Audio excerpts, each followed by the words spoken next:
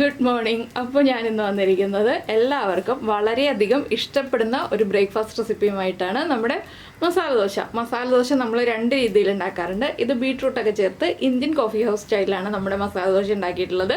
അപ്പോൾ എങ്ങനെയാണ് നമ്മുടെ ഈ ഒരു മസാല ദോശ പ്രിപ്പയർ ചെയ്യുന്നതെന്ന് നോക്കാം. നിങ്ങളെല്ലാവരും ഉണ്ടാക്കി നോക്കണം കേട്ടോ. നമ്മുടെ മസാല ദോശ എങ്ങനെ ഉണ്ടാക്കുന്നതെന്ന് കണ്ടേ. നമുക്ക് നമ്മുടെ ഇൻഗ്രീഡിയൻസ് നോക്കാം. ഞാനിപ്പോൾ ദോശമാവ് എടുത്തിട്ടുണ്ട്. ദോശമാവൊക്കെ ഉണ്ടാക്കാൻ എല്ലാവർക്കും അറിയാവുന്ന കാര്യമാണ്. അപ്പോൾ ദോശമാവ് ഉണ്ടാക്കുന്നതിൻ്റെ ഡീറ്റെയിൽസ് ഒന്നും പറയുന്നില്ല. പിന്നെ എടുത്തിരിക്കുന്നത് ഒരു ബീട്രൂട്ട്, 2 ഉരുളക്കിഴങ്ങ്, ഒരു സവോള, ഒരു ക്യാരറ്റ്, 3 പച്ചമുളക്, ഒരു പീസ് ഇഞ്ചി, പിന്നെ വേണ്ടത് കറിവേപ്പില, ഉഴുന്ന്, അങ്ങനെയുള്ള കാര്യങ്ങളൊക്കെയാണ്. അപ്പോൾ ഇതെല്ലാം കുക്കറിൽ വേവിച്ചെടുത്താണ്. സവോളയും പച്ചമുളകും ഇഞ്ചിയും വേവിച്ചെടുത്തിട്ടില്ല. അത് നമുക്ക് വഴറ്റാനുള്ള കാര്യങ്ങളാണ്. ക്യാരറ്റും ഉരുളക്കിഴങ്ങും ചേർത്ത് 3 വിസിൽ വരുന്നതുവരെ കുക്കറിൽ വേവിച്ചെടുത്തു. ബീട്രൂട്ട് 5 വിസിൽ വരുന്നതുവരെ കുക്കറിൽ വേവിച്ചെടുത്തു. ക്യാരറ്റും ഉരുളക്കിഴങ്ങും ഒരുമിച്ച് വേവിക്കാം. ബീട്രൂട്ട് സെപ്പറേറ്റ് വേവിച്ചെടുത്തു. എന്താണെന്ന് വെച്ചാൽ എല്ലാത്തിനെയും കളർ മിക്സ് ആയി പോകാതിരിക്കാനാണ് ഞാൻ അങ്ങനെ വേവിച്ചെടുത്തത്. അത് നിങ്ങൾക്ക് കാണിച്ചു തരാൻ വേണ്ടിയിട്ടാണ് കേട്ടോ. നിങ്ങൾ വേവിക്കുമ്പോൾ എല്ലാം ഒരുമിച്ച് തന്നെ വേവിച്ചോളൂ. എന്താണെന്ന് വെച്ചാൽ നമുക്ക് മസാലയ്ക്ക് ഒറ്റ കളറായിരിക്കും നമ്മൾ റെഡിയാക്കി വരുമ്പോൾ. അപ്പോൾ ഒരുമിച്ച് തന്നെ വേവിക്കാം. പിന്നെ ബീട്രൂട്ട് വേവിച്ചിട്ട് 2 വിസിൽ വന്നതിന് ശേഷം മാത്രം ഉരുളക്കിഴങ്ങും ക്യാരറ്റും ചേർത്ത് വേവിക്കുക. രണ്ടിനും 2 കുക്കിംഗ് ടൈമാണ് ഉള്ളത്, അതുകൊണ്ടാണ്. അപ്പോൾ ആദ്യം നമുക്ക് മസാല റെഡിയാക്കി എടുക്കാം. മസാല റെഡിയാക്കാനായിട്ട് നമ്മുടെ സവാള കുറച്ച് വലിപ്പത്തിൽ കട്ട് ചെയ്യുക. തീരെ ചെറുതായിട്ട് കട്ട് ചെയ്യരുത്, കുറച്ച് വലിയ പീസുകളായിട്ട് കട്ട് ചെയ്യുക. ഒരുപാട് വലിയ പീസുകളല്ല, കുറച്ച് തീരെ ചെറിയ പീസുകളല്ലാത്ത രീതിയിൽ കട്ട് ചെയ്യുക. പച്ചമുളകും കട്ട് ചെയ്തെടുക്കുക, ഇഞ്ചിയും കട്ട് ചെയ്തെടുക്കുക. അപ്പോൾ നമുക്ക് ആദ്യം മസാല പ്രിപ്പയർ ചെയ്യാം.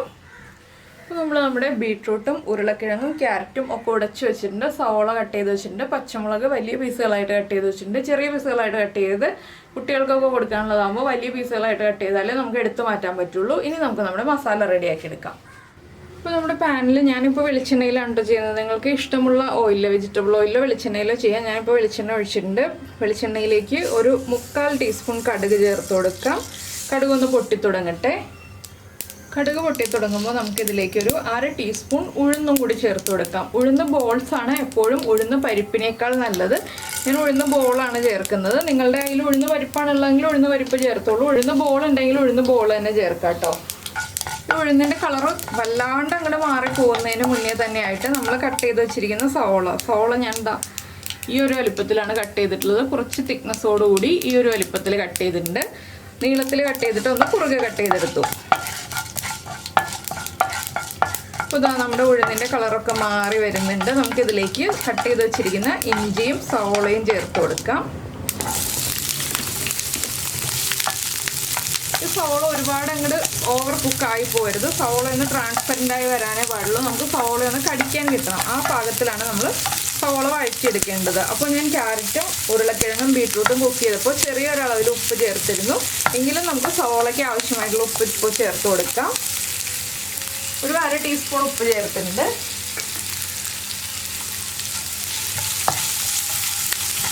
ഈ മസാല നമ്മുടെ വെജിറ്റബിൾസ് കുക്ക് ചെയ്യാൻ മാത്രമേ കൂടുതൽ സമയം എടുക്കുള്ളൂ. മസാല തയ്യാറാക്കാൻ എളുപ്പമാണ്, വേഗം തന്നെ റെഡിയായി കിട്ടും. ഇതിലേക്ക് നമുക്ക് പച്ചമുളകും കൂടി ചേർത്ത് കൊടുക്കാം. പച്ചമുളകിൻ്റെ എരിവും കൂടി സവോളയിലേക്കൊക്കെ ഒന്ന് മിക്സായി വരട്ടെ. പിന്നെ ഇതിൽ തിളപ്പിച്ച് ചൂട് കുറഞ്ഞ വെള്ളം, നല്ല ചൂടുവെള്ളമല്ല, തിളപ്പിച്ച് ചൂട് കുറഞ്ഞ വെള്ളം ചേർക്കുക. പച്ചവെള്ളം ചേർക്കരുത് ഈ ഒരു മസാലയിൽ. പച്ചവെള്ളം ചേർത്തിട്ടുണ്ടെങ്കിൽ നമ്മുടെ മസാലയ്ക്ക് ടേസ്റ്റ് ഉണ്ടാവില്ല. ഇതൊരു 1 മിനിറ്റും കൂടി നമുക്കൊന്ന് ഇളക്കി കൊടുക്കാം. അതിനുശേഷം നമുക്ക് ബാക്കിയുള്ള മസാലകളൊക്കെ ചേർക്കാം. മസാലകളെന്ന് പറയാൻ ഒരുപാട് മസാലയൊന്നുമില്ല. നമ്മുടെ മഞ്ഞൾപ്പൊടി മാത്രമേ നമ്മൾ ഇതിലേക്ക് മസാലയായിട്ട് ചേർക്കുന്നുള്ളൂ. 1 മിനിറ്റ് ഒന്ന് ഇളക്കി കൊടുക്കട്ടെ. ഈ സമയത്ത് നമുക്കിതിലേക്ക് കറിവേപ്പിലയും കൂടി ചേർത്ത് കൊടുക്കാം. ഒരു തണ്ട് കറിവേപ്പില. പിന്നെ നിങ്ങൾക്ക് മല്ലിയിലയുടെ ഫ്ലേവർ താല്പര്യമുണ്ടെങ്കിൽ മല്ലിയിലയും ചേർത്ത് കൊടുക്കാം കേട്ടോ. അതിപ്പോഴല്ല, അത് ലാസ്റ്റാണ് ചേർത്ത് കൊടുക്കുന്നത്. ചിലർക്ക് മല്ലിയിലയുടെ ഫ്ലേവർ ഇഷ്ടമായിരിക്കില്ല, അതുകൊണ്ട് മല്ലിയില ചേർക്കണമെന്ന് നിർബന്ധമൊന്നുമില്ല. ഇഷ്ടമാണെങ്കിൽ ചേർത്ത് കൊടുക്കാം. അപ്പോൾ നമ്മുടെ സവോളയൊക്കെ ഒന്ന് ട്രാൻസ്പെറൻ്റായി വന്നിട്ടുണ്ട്. ഇത്രയും മതി. ഇതിലേക്ക് ഇനി ബാക്കി മസാലകളൊക്കെ ചേർത്ത് വഴറ്റുമ്പോൾ സവോള ഒന്നുകൂടി കുക്കായി വന്നോളും. ഇതിലേക്ക് നമുക്കൊരു 1/2 ടീസ്പൂൺ മഞ്ഞൾപ്പൊടി ചേർക്കാം. ഇനി മഞ്ഞൾപ്പൊടിയുടെ ആ ഒരു റോ ടേസ്റ്റ് മാറി വരുന്നത് വരെ 1 മിനിറ്റും കൂടി ഒന്ന് ഇളക്കി കൊടുക്കുക.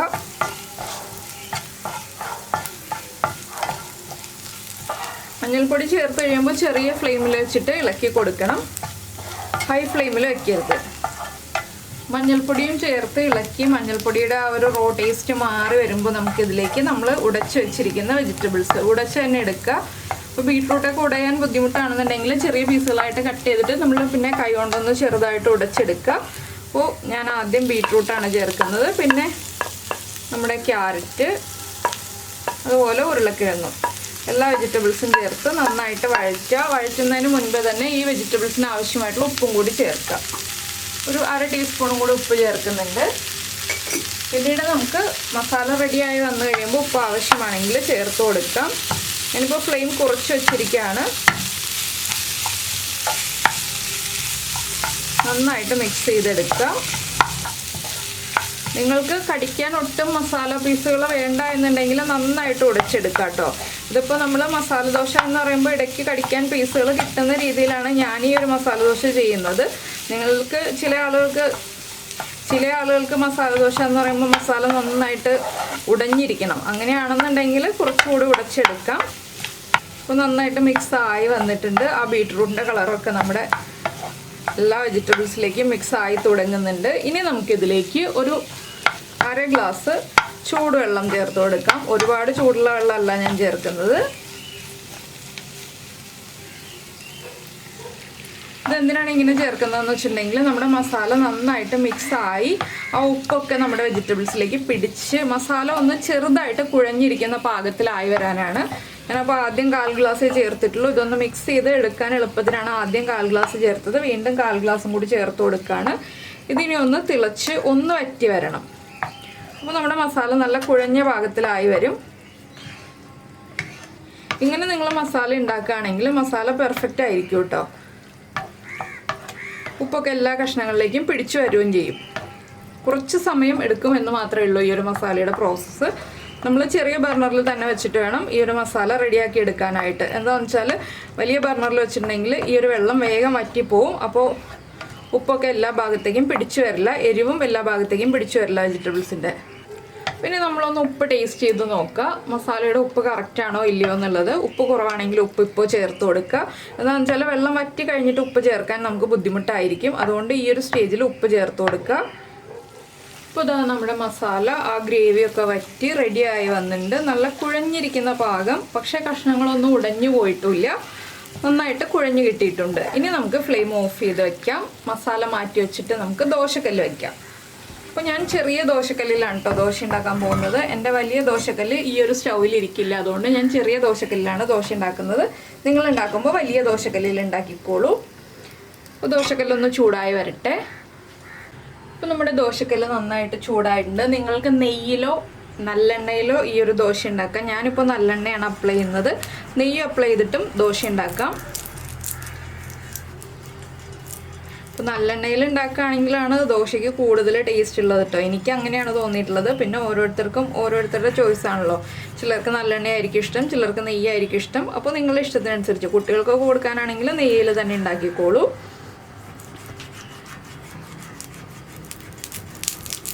അപ്പോൾ നമ്മൾ വേറെ മസാല ദോശയുടെ റെസിപ്പി ഇതിന് മുൻപ് അപ്ലോഡ് ചെയ്തിട്ടുണ്ട് കേട്ടോ. അപ്പോൾ നീതസ് ടേസ്റ്റ്ലാൻഡ് മസാല ദോശ എന്ന് പറഞ്ഞാൽ സെർച്ച് ചെയ്തിട്ടുണ്ടെങ്കിൽ നിങ്ങൾക്ക് ആ ഒരു മസാല ദോശയുടെ റെസിപ്പി കിട്ടും. നന്നായിട്ട് ദോശക്കല്ല് മുഴുവനായിട്ട് തന്നെ എണ്ണ പുരട്ടുക.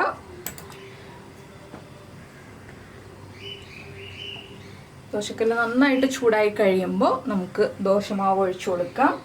ചെറിയ ബർണറിലാണ് ഞാൻ വെച്ചിരിക്കുന്നത്. ഞാൻ എല്ലാം ചെറിയ ബർണറിൽ വെച്ചിട്ടാണ് കേട്ടോ കുക്ക് ചെയ്യുന്നത്. എന്താണെന്ന് വെച്ചാൽ ദോശ വേഗം കുക്കായി പോവരുത്, നമുക്ക് മസാലയൊക്കെ സ്പ്രെഡ് ചെയ്യാനുള്ള ടൈം കിട്ടണം. ഇനി നമുക്ക് ദോശമാവ് ഒഴിച്ചു കൊടുക്കാം.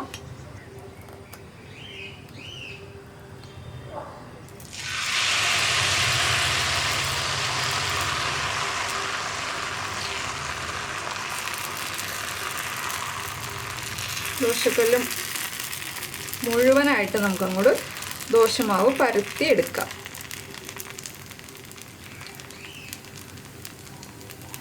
എനിക്കിവിടെ ഇപ്പുറത്തൊരു പാൻ ഇരിക്കുന്നതുകൊണ്ട് പരത്തിയെടുക്കാൻ ബുദ്ധിമുട്ടുണ്ട്. ഞാനപ്പോൾ ഒന്ന് അഡ്ജസ്റ്റ് ചെയ്ത് പരത്തിയെടുക്കുകയാണ്. അപ്പോൾ നമ്മുടെ ദോശമാവ് പരത്തിയെടുത്ത് കഴിഞ്ഞു. ഇനിയിപ്പോൾ ദോശ ഒന്ന് കുക്കായി വരട്ടെ. ഞാനിത് മറിച്ചിടില്ല കേട്ടോ.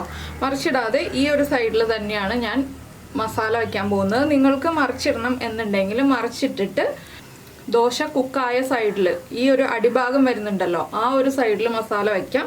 ഞാൻ ഈ ഒരു സൈഡിൽ തന്നെയാണ് മസാല വയ്ക്കുന്നത്. എന്താണെന്ന് വെച്ചാൽ ദോശയുടെ അടിഭാഗം നന്നായിട്ട് മൊരിഞ്ഞിട്ട് ഇതൊരു മുകൾ ഭാഗത്താണ് മസാല വയ്ക്കുന്നത്. അത് നിങ്ങളുടെ ചോയ്സ്. പിന്നെ ദോശ ഒരിക്കലും നമ്മൾ അടച്ചു വെച്ച് കുക്ക് ചെയ്യില്ല, തുറന്ന് വെച്ചിട്ട് തന്നെയാണ് കുക്ക് ചെയ്യുക.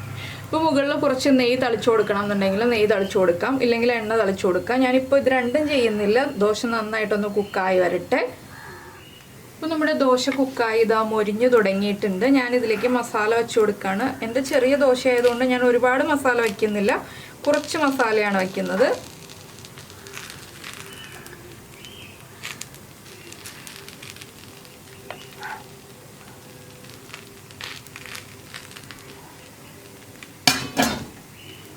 ഇനി ഫ്ലെയിം കുറച്ചിട്ട് ഞാനിതൊരു ട്രയാങ്കിൾ ഷേപ്പിൽ മടക്കിയെടുക്കാൻ പോവാണ് കേട്ടോ. നിങ്ങൾക്ക് ഇഷ്ടമുള്ള ഷേപ്പിൽ മടക്കിയെടുക്കാം. ഞാൻ മസാല ഒന്ന് കാണാൻ പാകത്തിന് ചെറുതായിട്ടൊന്ന് ട്രയാങ്കിൾ ഷേപ്പിലാണ് മടക്കിയെടുക്കുന്നത്. ഇതുപോലെ ഒന്ന് മസാല കുറച്ച് ഭാഗത്ത് കാണാൻ പറ്റുന്ന രീതിയിലാണ് ഞാൻ മടക്കിയെടുത്തിട്ടുള്ളത്. നിങ്ങൾക്ക് രണ്ടായിട്ട് മടക്കണം എന്നുണ്ടെങ്കിൽ രണ്ടായിട്ട് മടക്കിയെടുക്കാം. നമ്മുടെ ദോശയൊക്കെ മൊരിഞ്ഞ് വന്നിട്ടുണ്ട്. ഇതുപോലെ തന്നെ നമുക്ക് ബാക്കിയുള്ള ദോശകളും റെഡിയാക്കിയെടുക്കാം. ഞാനിതൊരു പ്ലേറ്റിലേക്ക് മാറ്റട്ടെ. ഇതുപോലെ ബാക്കിയുള്ള ദോശകളും ഞാൻ റെഡിയാക്കി എടുക്കട്ടെ. അപ്പോൾ നമ്മുടെ മസാല ദോശ ഇതാ റെഡി ആയി കഴിഞ്ഞു. ബാക്കിയുള്ള ദോശകളൊക്കെ ഞാൻ ഉണ്ടാക്കിക്കൊണ്ടിരിക്കുകയാണ്. അപ്പോൾ റെഡിയായ ദോശ ഇവിടെ വെച്ചിട്ടുണ്ട്. ഒരു പ്ലേറ്റിൽ ഒരു ദോശയിൽ കൂടുതൽ വയ്ക്കാൻ പറ്റില്ല. ദോശയുടെ കൂടെ ഞാൻ സാമ്പാറാണ് ഉണ്ടാക്കിയിരിക്കുന്നത്. നിങ്ങൾക്ക് തേങ്ങാ ചട്നിയും സാമ്പാറും ഉണ്ടാകാം കേട്ടോ. രണ്ടും നല്ല കോമ്പിനേഷനാണ് ഈ ഒരു മസാല ദോശയുടെ കൂടെ. അപ്പോൾ നിങ്ങൾ എന്തായാലും ഉണ്ടാക്കി കഴിക്കുക. ഉണ്ടാക്കി കഴിച്ചിട്ട് ഫീഡ്ബാക്ക് ഒക്കെ അറിയിക്കുക. അതുപോലെ തന്നെ ഇഷ്ടമായ റെസിപ്പി ആണെങ്കിൽ ഒന്ന് ലൈക്ക് ചെയ്യാൻ മറന്നു പോരുത് കേട്ടോ. പിന്നെ ഈ ഒരു വറുത്തരച്ച സാമ്പാറിൻ്റെ റെസിപ്പിയൊക്കെ ഞാൻ നേരത്തെ അപ്ലോഡ് ചെയ്തിട്ടുണ്ട്. നിങ്ങൾക്ക് നീതാസ് ടേസ്റ്റ്ലാൻഡ് വറുത്തരച്ച സാമ്പാർ എന്ന് പറഞ്ഞ് സെർച്ച് ചെയ്തിട്ടുണ്ടെങ്കിൽ ഞാൻ ഈ ഒരു ചെയ്ത സാമ്പാറിൻ്റെ റെസിപ്പി കിട്ടും. അപ്പോൾ എല്ലാവരും ദോശയും സാമ്പാറും തേങ്ങാ ചട്നിയൊക്കെ ഉണ്ടാക്കി കഴിച്ചിട്ട് അഭിപ്രായങ്ങളൊക്കെ അറിയിക്കുന്നതിൻ്റെ കൂടെ തന്നെ നമ്മുടെ ചാനൽ ആദ്യമായിട്ട് കാണുകയാണ്, നമ്മുടെ വീഡിയോ പ്രസൻറ്റ് ചെയ്യുന്ന രീതിയൊക്കെ ഇഷ്ടമായി എന്നുണ്ടെങ്കിൽ നമ്മുടെ ചാനൽ ഒന്ന് സബ്സ്ക്രൈബ് ചെയ്ത് സപ്പോർട്ട് ചെയ്യണേ. സബ്സ്ക്രൈബ് ചെയ്യുന്നതിന് ഈ വീഡിയോയുടെ താഴെയുള്ള റെഡ് സബ്സ്ക്രൈബ് ബട്ടൺ ഒന്ന് ക്ലിക്ക് ചെയ്യുക. ആൻഡ് റൈറ്റ് സൈഡിലുള്ള ബെല്ലൈക്കണും ക്ലിക്ക് ചെയ്യുക. അപ്പോൾ ഓൾ എന്ന് പറഞ്ഞിട്ടൊരു ഓപ്ഷൻ കാണാം. ആ ഓളും കൂടി പ്രസ് ചെയ്തിട്ടുണ്ടെങ്കിൽ ഞാൻ എപ്പോഴും വീഡിയോ അപ്ലോഡ് ചെയ്യുമ്പോൾ നിങ്ങൾക്ക് നോട്ടിഫിക്കേഷൻ വരും. അപ്പോൾ നമുക്ക് നമ്മുടെ അടുത്ത റെസിപ്പിയുമായിട്ട് വീണ്ടും കാണാം.